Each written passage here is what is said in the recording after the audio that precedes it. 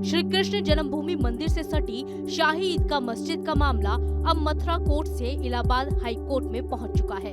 श्री कृष्ण जन्मभूमि मंदिर से सटी शाही ईदगाह मस्जिद के सर्वेक्षण करवाने वाली याचिका को कोर्ट ने मंजूरी दे दी है। बीते करीब 55 सालों से चले आ रहे विवाद पर इलाहाबाद हाई कोर्ट मस्जिद के सर्वेक्षण के लिए कोर्ट कमिश्नर भेजने की अर्जी पर अब 18 दिसंबर को सुनवाई करेगा।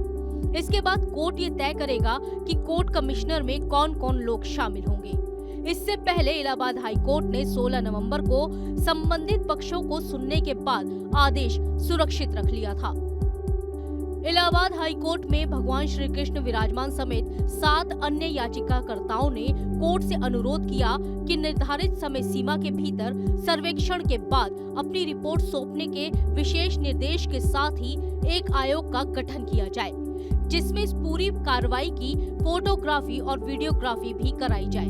आपको बता दें कि अयोध्या जन्मभूमि की तर्ज पर ही अब इलाहाबाद हाई कोर्ट में श्री कृष्ण जन्मभूमि मामले का ट्रायल होगा।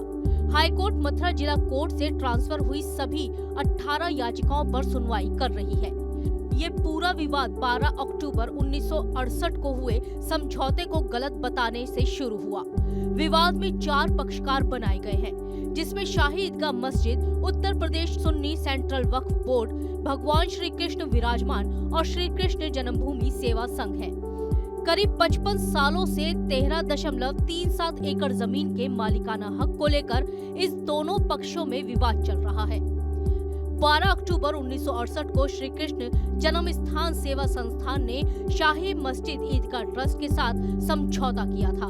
इस समझौते में 13.37 एकड़ जमीन पर मंदिर और मस्जिद दोनों बनाने की बात पर सहमति हुई थी।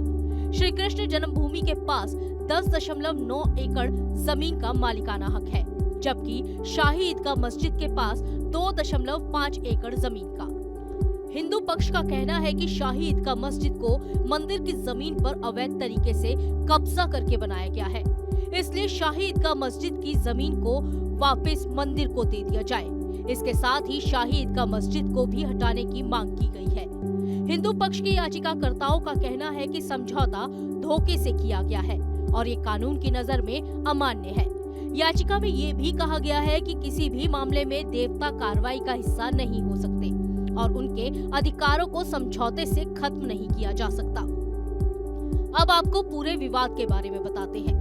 दरअसल कोर्ट के रिकॉर्ड के मुताबिक 1968 से पहले 13.77 एकड़ जमीन पर कई झोपड़ियां थी। दोनों पक्षों में हुए समझौते के बाद ईदगाह के किराएदार होने का दावा करने वाले लोगों से जगह खाली करने के लिए कहा गया, ताकि जमीन खाली होने के बाद एक नया मंदिर बनाया जा सके। इसके बाद फैसला हुआ कि मंदिर और मस्जिद दोनों एक साथ संचालित किए जाएंगे। दोनों को एक दीवार के जरिए अलग अलग कर दिया गया। इस बात पर भी सहमति बनी कि मस्जिद की कोई खिड़की, दरवाजा या नाली मंदिर के सामने नहीं खुलेगी। ट्रस्ट ईदगाह की कच्ची कुर्सी की दक्षिण और उत्तरी दीवार को पूर्व की ओर रेलवे लाइन तक बढ़ाया जाएगा। समझौते के मुताबिक ट्रस्ट उत्तर और दक्षिण दिशा में दीवार के बाहर बसे मुस्लिम आबादी को खाली कराएगा और जमीन संघ को सौंप देगा।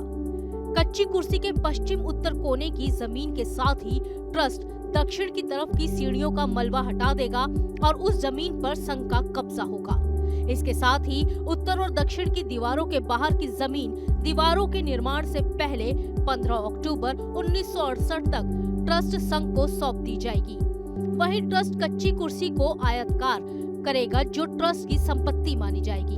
ट्रस्ट इन दीवारों या कच्ची कुर्सी की दीवारों में संघ की ओर कोई दरवाजा, खिड़की, ग्रिल नहीं लगाएगा या उस दिशा में कोई नाली या पानी का आउटलेट नहीं खोलेगा।